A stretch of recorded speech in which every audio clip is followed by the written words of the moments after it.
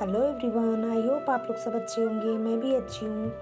तो आज सुबह सुबह मैं आलू पटल के भुजिया भूंज रही थी। उधर नंदू मोनू उधर थे और फिर मैं भुजिया भूनने लगी। भुजिया में आलू और पटल की मैं भुजिया भूंज रही थी। उसके बाद फिर मैं मसाला डाली और मसाला डालकर फिर उसे अच्छी तरह से भूनने लगी, क्योंकि भुजिया को थोड़ा सा अच्छा खर होने तक भूंजे तो भुजिया बहुत टेस्टी लगता है। इधर सरसों देकर मैं भुजिया भूंज रही थी।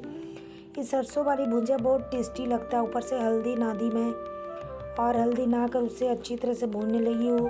फिर नंदू मोनू बोले कि सत्तू घोलो, सत्तू का शरबत पियेंगे, क्योंकि गर्मी काफ़ी गिर गई है। वैसे भी गया की गर्मी काफ़ी ही होती है, गया की ठंड भी उतनी ही होती है, गया की गर्मी भी उतनी ही होती है। तो सत्तू ऐसा चीज़ होता है जो इंसान को पेट बहुत ठंडक रखता है। तो मैं उसे जीरा मिर्चा का बुकनी बना के रखती हूँ, तो उसे डाल रही थी और प्याज डाल दी थोड़ा सा, और फिर उसमें नींबू डाल दी और डालकर मैं सभी को दी। और उसके बाद फिर मैं सब्ज़ी बनाने लगी। सब्ज़ी में फिर मैं पचफोरन डाली, और पचफोरन डालने के बाद फिर उसमें मैं जब पचफोरन अच्छी तरह से थोड़ा सा हो चुका था, उसके बाद फिर मैं इधर प्याज डाली और प्याज डाल के उसे भूनने लगी। और जब उससे अच्छी तरह से वो जब प्याज लाल होने तक भूंज गया, तो उसके बाद फिर मैं आलू और आज बैगन की सब्ज़ी बनाई। और आलू बैगन की सब्ज़ी बन चुका था। उधर मैं नंदू को सत्तू दी कि लो पियो। फिर नंदू सत्तू पीने लगी। फिर मैं आलू बैगन को अच्छी तरह से भूनने लगी।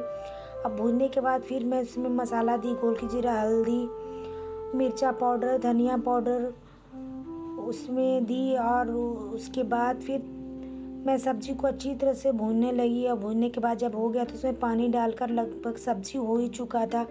उसके बाद आज वट सावित्री पूजा आ रहा है, तो मैं मिनी भाभी का ब्लाउज सिलवाने के लिए देने गई थी। तो उनके यहाँ गई, तो जिनके यहाँ सिलवाती हूँ उनके यहाँ बहुत सारी लेडीज़ सिलने के लिए आई थी, सिलवाने के लिए। वो बहुत सिलाई अच्छी करती हैं, तो मैं देख सकते हैं उन्हें दिन भर सिलाई का ही काम करती हैं। तो फिर मैं सब कुछ दे दी, और देने के बाद फिर देख सकते हैं कितना बिखरा हुआ है। दिन भर वो सिलाई करते रहती हैं और बहुतों को सिखाती भी हैं। फिर